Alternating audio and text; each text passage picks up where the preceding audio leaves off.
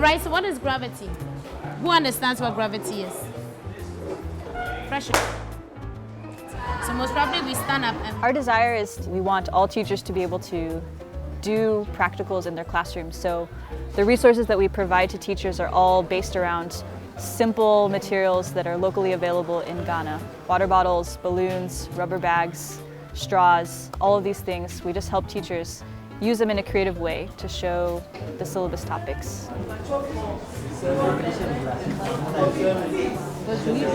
Oh, they are not expensive. They are our locally made materials. They are locally made materials, things that you can just find within the environment. It's not a matter of you going to buy anything so big. You can easily get them around the environment. This one and then this one is cute. You're supposed to do it one after the other. Okay. We are trying to move a piece of wire using electromagnetism. And we're using a magnet together with a battery. We're trying to teach the kids more about recycling and reusing stuff so we could save and reduce litter. After it's done, the kids can also go home and replicate the same things, and the learning process continues at home. So we work with the Ghana Education Service and organize district-wide workshops for science teachers.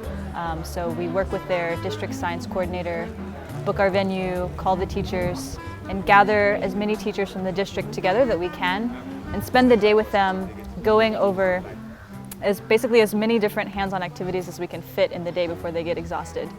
So we just share ideas for ways they can teach the syllabus, the national syllabus, same topics, but with hands-on activities.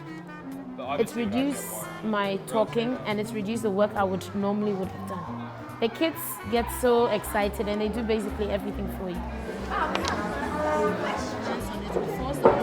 PEN is a social enterprise. We were some MIT students trying to think of ways that we could share the same style of hands-on learning that we were getting to experience at MIT with students in the places where it seems to be the hardest in terms of material resources. How do you teach experientially if you don't have stuff to work with?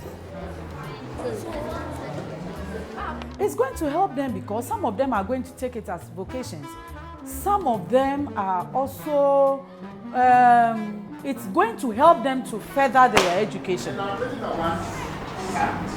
We're trying to scale this style of hands-on experiential learning, and we're doing that by working with teachers.